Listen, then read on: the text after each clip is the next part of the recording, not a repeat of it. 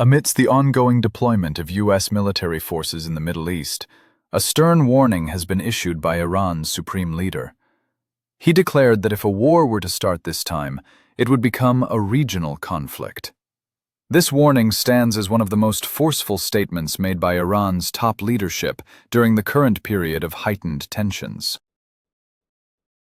The supreme leader accused the U.S. of aiming to seize Iran's oil and gas resources, emphasizing that American pressure is motivated by resource extraction rather than nuclear or security concerns. This declaration came at a time of increased military activity in the region. Trump announced the dispatch of a large armada towards Iran, while the naval forces of the Islamic Revolutionary Guard Corps, IRGC, conducted live-fire exercises in the Strait of Hormuz. The Supreme Leader's speech coincided with events commemorating the 1979 Islamic Revolution, reflecting Iran's efforts to project strength and defiance amidst external pressure and internal strife. The U.S. Central Command urged the IRGC to avoid dangerous and provocative behavior during their exercises in the Strait. The exchange of warnings between U.S. military officials and Iranian leadership underscores the elevated stakes in the current standoff. Reports from various sources indicate that U.S. carrier strike groups and other assets are heading to the region, signifying readiness rather than a declared intent to initiate operations. The Supreme Leader's speech also takes place against a backdrop of significant internal tensions within Iran. Protests that began in late December have evolved into nationwide expressions of anger over various issues, including economic struggles, corruption, and restrictions on personal and social freedoms. The scale and casualty figures of the protests remain contentious. Human rights organizations point to high death tolls, but the data and circumstances are disputed and unverified. Iranian authorities claim that terrorists, armed and funded by the U.S. and Israel, are responsible for the killings. Casualty figures from the protests vary widely among different sources. A UN special rapporteur suggested that the death toll could be significantly higher than official figures.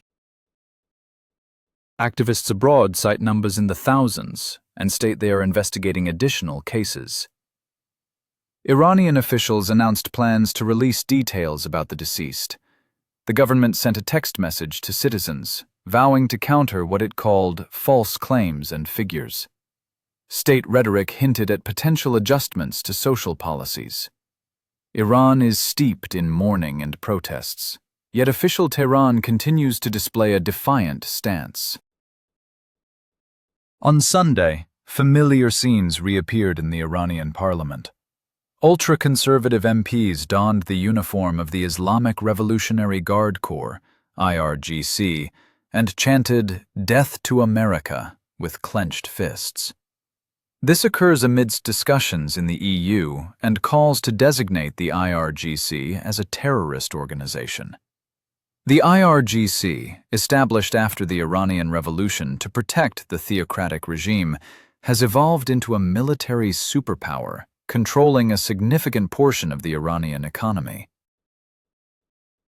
The organization's dual role makes it central to Iranian security and domestic politics. In response to EU discussions, the IRGC stated that such steps would not only fail to promote regional peace and security, but also complicate the path to constructive engagement. Iranian officials are holding events across the country to commemorate the anniversary of the revolution, combining remembrance with a display of military might. IRGC and army troops, along with police and other security forces, marched through the streets of Tehran in a show of force. Soldiers on motorcycles led a parade from Mehrabad Airport to Behesht-e-Zahra Cemetery, where Ayatollah Khomeini delivered his first speech in 1979. Iran's supreme leader claimed that millions participated in pro-government rallies, while protesters numbered only in the thousands. This reflects the government's narrative on the extent of public support. However, international reports and opposition claims about the scale of the protests sharply contrast with this description. Iranian state television continues to broadcast programs condemning the protests as riots. Such coverage shapes internal perceptions of events. However, some Iranians express anger over the government and media's characterization of the protests and casualties. The combination of external military pressure and internal social tensions creates a complex environment for Iranian leadership. The warning of a regional war was issued amidst these internal and international challenges. The assertion that any attack would lead to a regional war reflects Iran's long-standing deterrent strategy. Iranian capabilities and the true extent of the warning remain unclear. Iranian state media regularly describes various military capabilities, but this represents Tehran's message, not independent assessments. Regional conflict is escalating, and the rhetoric surrounding it is becoming increasingly tense. The US and Iran are exchanging warnings that could lead to unpredictable consequences. The framework of a regional war is used to achieve domestic goals, positioning current tensions as part of a broader struggle rather than an isolated Iranian challenge. This narrative is closely tied to revolutionary ideology about resisting foreign powers. The Trump administration is sending a large naval force to Iran, describing it as a grand armada or flotilla. "I hope we don't have to make a deal," Trump said. "If we make a deal, that's good. If not, we'll see what happens." Trump's comments combine military deployment with an expressed hope for a diplomatic resolution, presenting the military buildup as leverage for negotiations while maintaining pressure on Tehran. Trump's statement, "It's peace through strength," emphasizes deterrence while maintaining the credibility of a threat. The US does not want to use force, but if it has to, it will. The exchange of warnings between Trump and Iran's supreme leader represents a rhetorical aspect of the current confrontation. Whether rhetoric translates into action depends on decisions yet to be made. Military deployment and diplomatic engagement are proceeding in parallel during the current crisis. Turkey has offered to mediate between the US and Iran, and Erdogan's proposal for a trilateral summit was reportedly positively received by Trump. The diplomatic track continues alongside military preparations. Regional powers are engaging with both Washington and Tehran, calling for restraint. Multilateral diplomatic activity reflects widespread concern about where the current trajectory might lead and the potential for regional escalation. The warning of a regional war adds weight to these fears.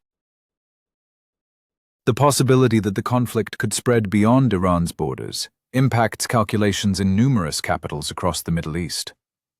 Iran faces dual pressures as the crisis continues. Externally, US military deployment and international sanctions pose security and economic challenges.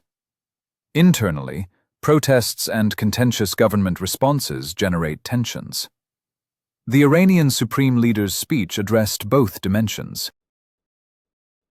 warning external adversaries of the cost of an attack and portraying internal dissent as externally supported terrorism. Key uncertainties remain regarding the prospects for resolving the crisis and the potential consequences of escalation.